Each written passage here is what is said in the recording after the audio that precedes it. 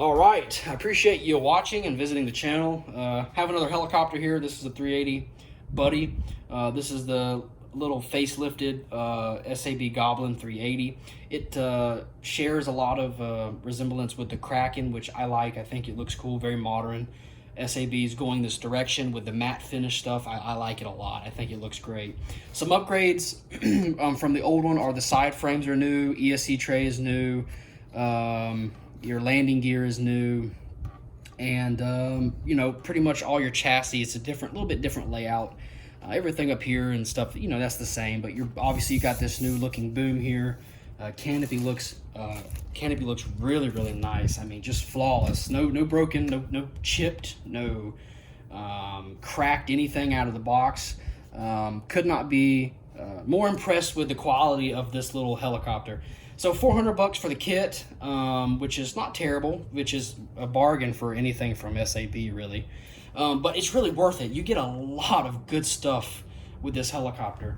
I'm going to go over my components. The helicopter is pretty much built. There's a few things I need to do.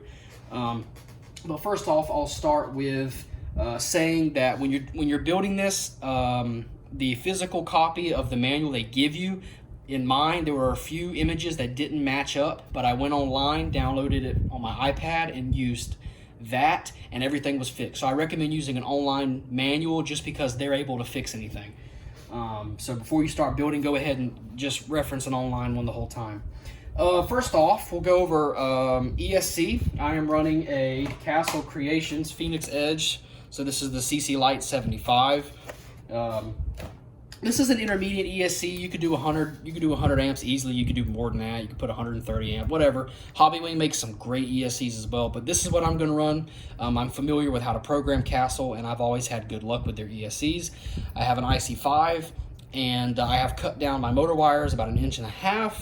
But yeah, it's not a very pretty looking ESC by any means. It's actually quite ugly, but it's extremely light and minimalistic, and that's the point. And this is a pretty heavy helicopter. You would not want to put something like a Talon 90 on here. Talon 90s are really nice looking ESCs, and they're very affordable as well. Actually cheaper than this CC Lite, I'm pretty sure. But they're big, they're bulky, they're heavy, and it's just not needed. It's weight that you don't need. For my motor, I went with X-Nova, the X-Nova Lightning. It's a 920 kV 10-pole motor. The 2820 sized, specially made for the Goblin 380. The shaft size is perfect. You don't have to do anything, and I'm using the stock pulley, which is a 21 tooth. These are winding wires. You do not want to cut them, and they don't give you much anyway. But I did use the bullets that the X-Nova provided. They're the old style split banana bullets, but I'm not worried. I've never had them come off on me or anything like that. I wouldn't go with a bigger bullet because the wires on the motor are so small. So that goes together just fine. Servos. I did want to run BK 3001s, but they've been back ordered forever. So I said screw it. Went with HV93s. This is an MKS servo. Arguably maybe a little bit better. There are pros and cons to each. They're definitely not the same. A little bit more expensive than the BKs. Very nice all aluminum case, titanium gears, and a coreless brushed motor, of course. $70 a piece, and very nice. You are going to have to use the horns they provided. I did cut these and cut them, file them, and sand them to get them to where they don't even look like they've been cut. You will have to spend a little bit of time to do that, and that, you know, because the servo horns that come with them are the double jointed servo horns, or whatever you call it. I did pick up a pair of these, but they're not going to fit.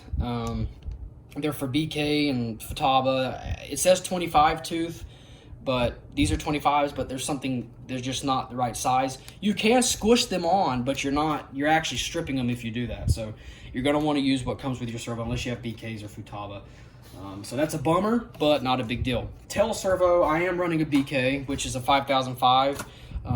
Pretty popular tail servo, you're probably familiar with it. Really nice. It's a 760, so a lot of room for tuning there. $90 for this mini servo, all aluminum case. I did get to use the SAB servo horn for this, Went in there perfectly. Could not be more happy. Looks great. Extremely fast. So I'm very excited about my servos. I'm very, very happy with the servos that I have on here. They're going to be more than enough for how I fly. So now that we've got components out of the way, flight controller, I'm gonna put an AR-7210 in here. That's what I usually do. Would have tried out Spectrum's new flight controller, but they're back ordered, and so back ordered for quite a while too. So a few things I'd like to talk about before I end the video on the build, and this is to help expedite future builders of this helicopter.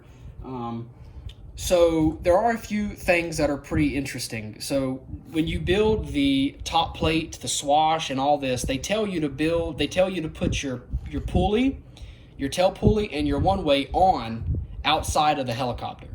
And so when you, obviously your one-way, that's, you know, it's larger than the diameter of your one-way is larger than your carbon fiber, so your frame, so it's not going to drop in. You can't bend these out.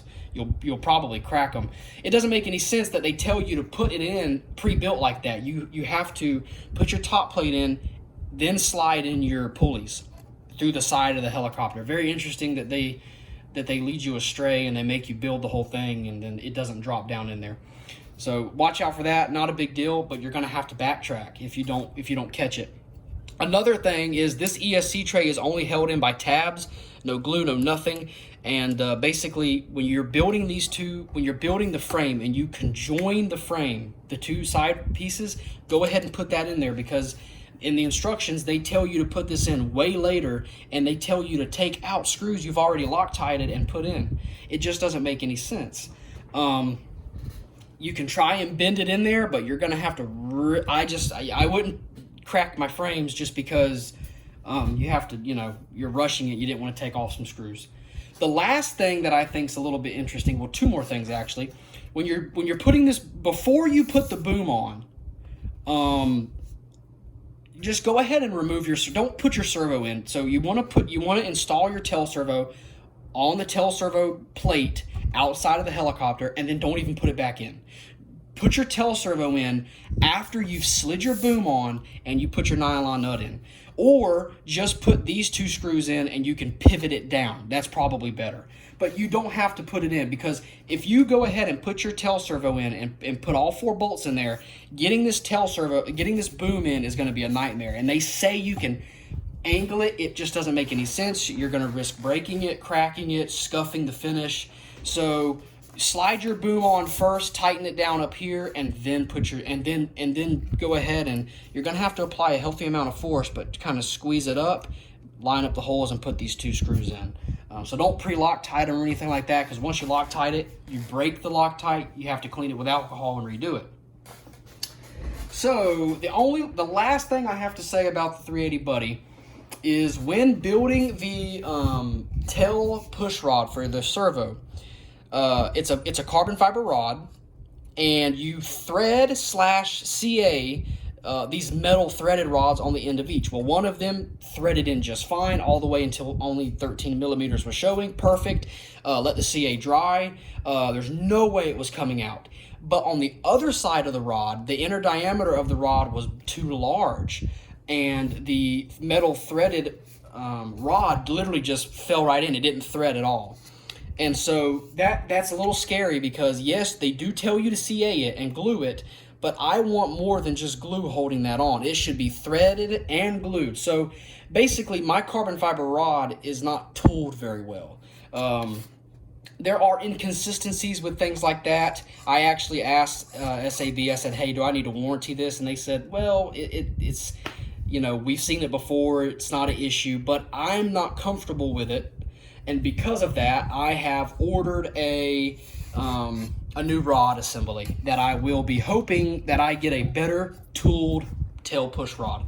And I'll probably add even more glue to the next one, because that's something that if it goes, your whole helicopter is probably going to hit the ground. So other than that, make sure you grease everything. I use SAB freewheel grease, a little bit of Tri-Flow in the back. I don't use micro lube or anything like that because of just how expensive it is, but tri-flow grease. Make sure you pack your bearings with grease. I'm running one shim on the main shaft, one shim on the one way, and I'm running one shim on each in the dampening. So that's working out for me. I have the perfect amount of room and everything's perfect that way.